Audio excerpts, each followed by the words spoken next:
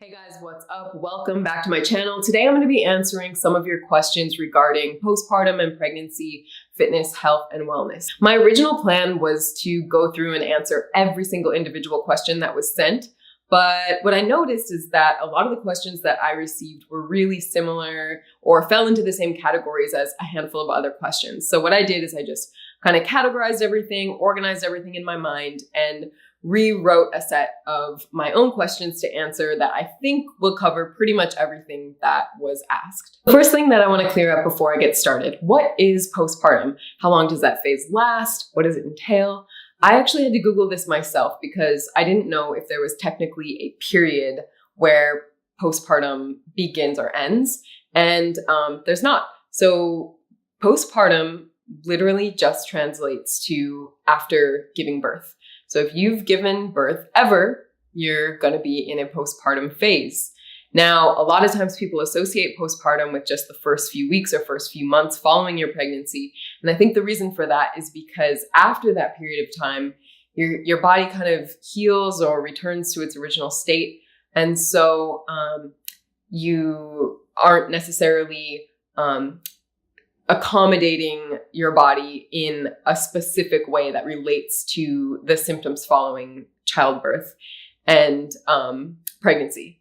But for me, for example, I have a 15-month-old daughter, and I still very much feel like I'm in the midst of a postpartum phase. I don't know if that's because I still watch her and take care of her every single day. So my health and wellness is very much associated with what she's doing and her actions. Or maybe it's because we're still exclusively breastfeeding at 15 months. But in any case, I do feel like I'm in the postpartum phase of fitness and wellness still.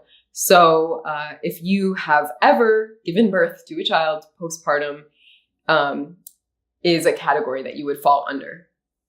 Now, another thing that I noticed when I was Googling postpartum is that people often, when talking about postpartum depression, abbreviate the term postpartum depression and they just call it postpartum.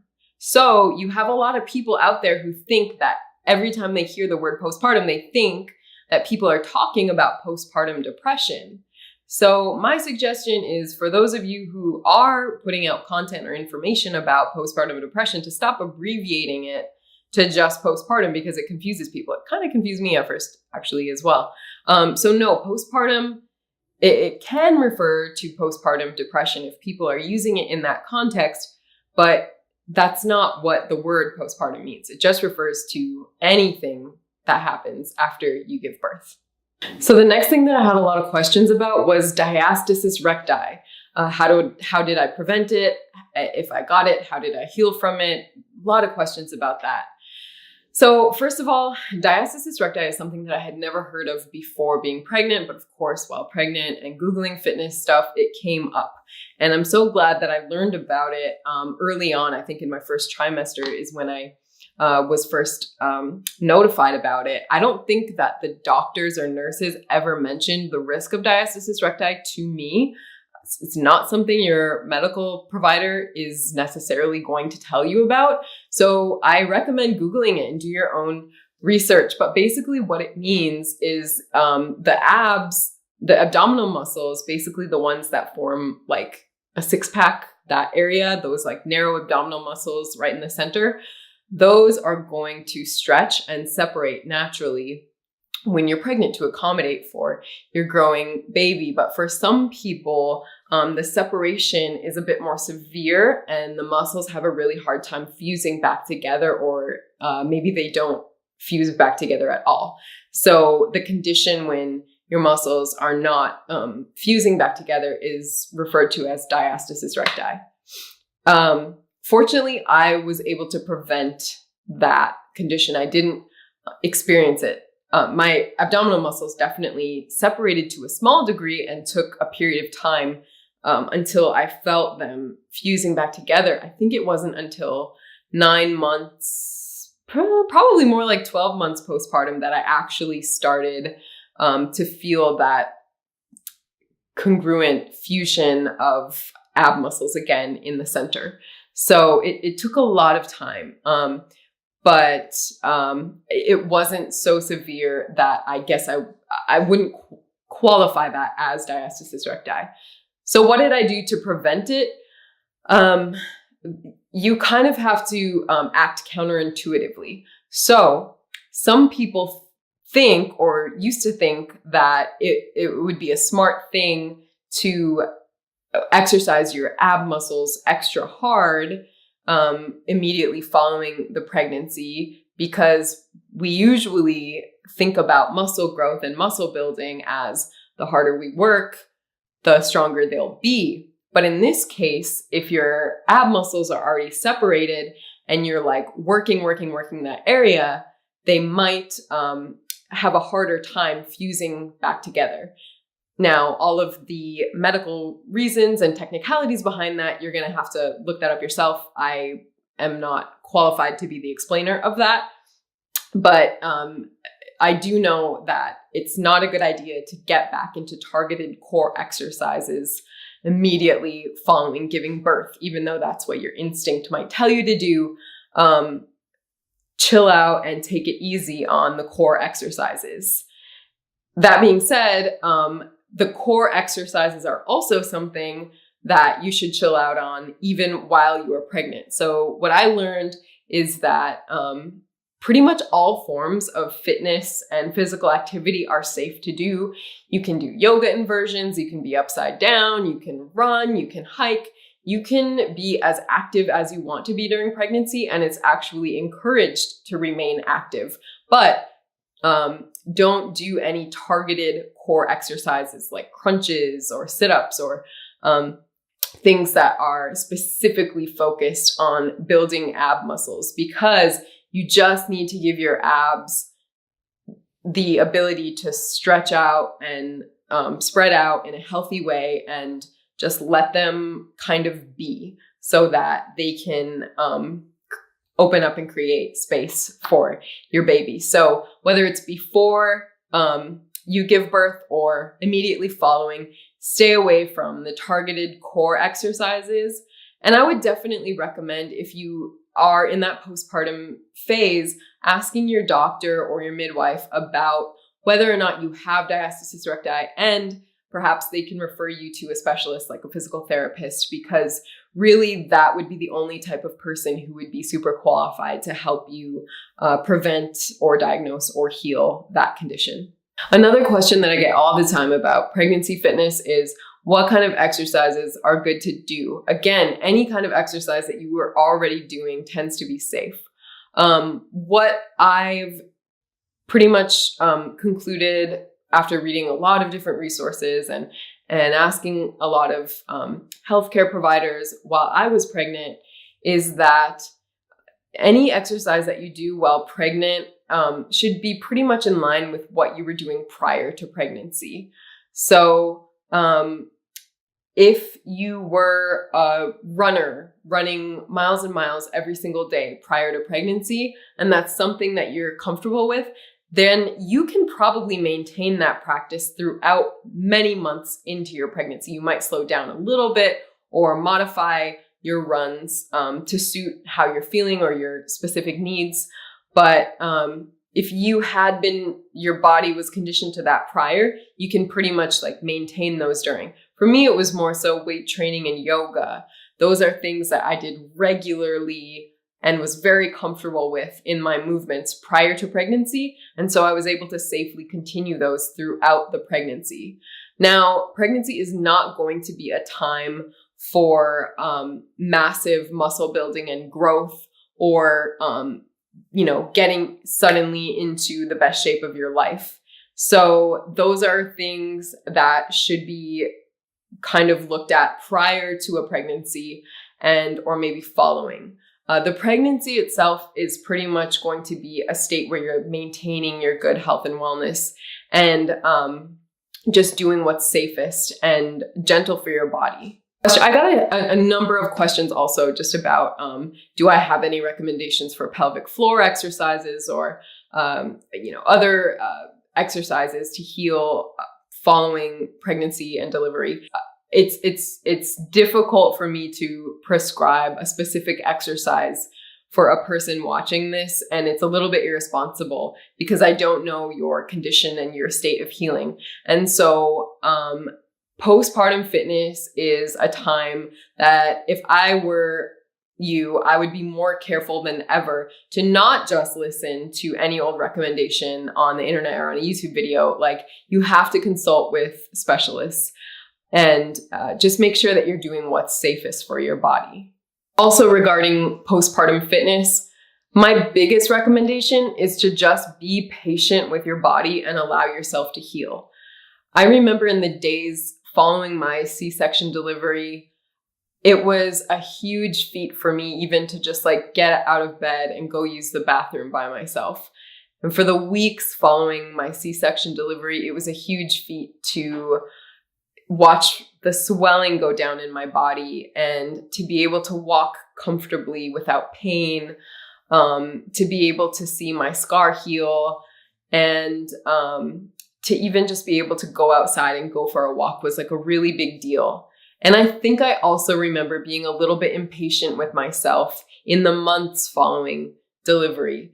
I did start going back into the gym at about 6 weeks postpartum, I think was my first time back, trying to do actual fitness. And even that, now that I look back, might have been a little bit too soon. So just be patient with yourself, be really gentle on your body, recognize that you have just achieved one of the most physically challenging and exerting things on the planet. And it's going to take a long time to heal, and let that happen. Just be okay with it. Also have a handful of questions about stretch marks, loose skin, different things like that. Again, here, I would urge everyone to try not to succumb to the pressures of society and social media. There's nothing wrong with stretch marks. There's nothing wrong with having some loose skin following your pregnancy. You know, my mom didn't have any stretch marks. She had 4 kids, and I didn't get any of those. But I'll be honest with you, I don't think that they look bad at all. And so I don't want to sit here and preach about stretch mark prevention, because there's nothing wrong with stretch marks. That might be really different from what a lot of other YouTubers are talking about, but that's just the way that I have come to feel about those things. Loose skin, I would say, yeah, my skin is a little bit stretchier. It has a little bit different of a texture than it did prior to pregnancy. And yeah, it's something I'm getting used to, and I'm just okay with it. So to be perfectly honest, when I look in the mirror now, yeah, I get really happy and excited when I see, you know, my abs are back, or, you know, oh, my stomach is flat, I can fit into my jeans again. There's a part of me that feels good about that. But there's also a part of me that really hesitates to preach about how I return to those states, because I want the perspective to be more about health from the inside, not from the outside. And now I don't want to be too extreme and judge those who are insecure about those things and who offer solutions. I understand that as well, and I don't want to judge anybody here. I think as a wellness advocate, it's my responsibility to express that if you're dealing with loose skin and stretch marks, that's okay. And I'm not going to preach about how to get rid of those things, because I don't think that there's anything wrong with those things. So that brings me to the next question, which I think is such a great question. Has my relationship to my body changed following childbirth? And the answer is a resounding yes, absolutely. Yes, everything, body, mind, and spirit has changed for me now that I have a daughter. The only way that I can describe it is that I have a much greater appreciation for my body. Now, for years, I've been interested in health and wellness and building strength from within, and, you know, building holistic wellness and all that good stuff. And I don't think that I even really understood the significance behind those things until after having my baby. When I was in the process of going through the delivery and the childbirth and some of the scares and some of the hardships that came along with that, I just felt so much more grateful than ever of the simple things that our body allows us to do just to survive, to breathe, to live, to walk, to be able to hold my child, to be able to give birth. As I mentioned, I did have a really difficult C-section recovery.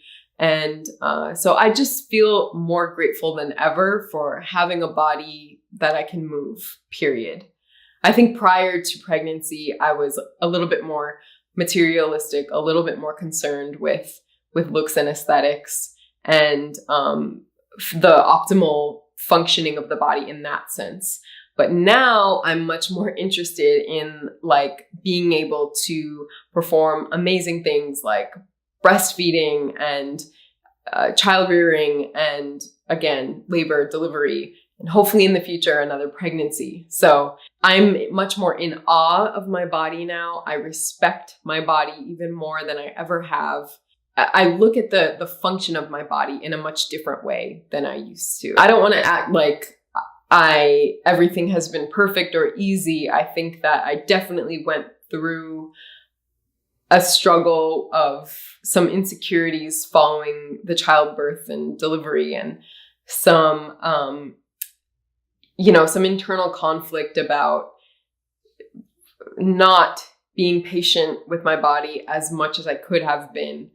But now that have had some time to reflect on those early postpartum stages when all of those things are heightened, I think what I can say now is that going through another pregnancy, I'll be a little bit more patient with myself. And again, much more appreciative of just what the body is capable of achieving. So the final topic is about food. A lot of people want to know, what did I eat during the pregnancy to maintain the right nutrients? And also, what have I eaten following my pregnancy as a breastfeeding mom to not only get back into shape, but also to eat enough to feed my body's growing needs. So what I'll say is this: my appetite increased way more following the pregnancy as a breastfeeding mom than it did during the pregnancy. And that's something that I didn't anticipate. You hear so much about pregnancy cravings and, all of the hormonal changes causing your body to want all these crazy things like during the pregnancy phase, but you don't really hear about what breastfeeding does to the appetite.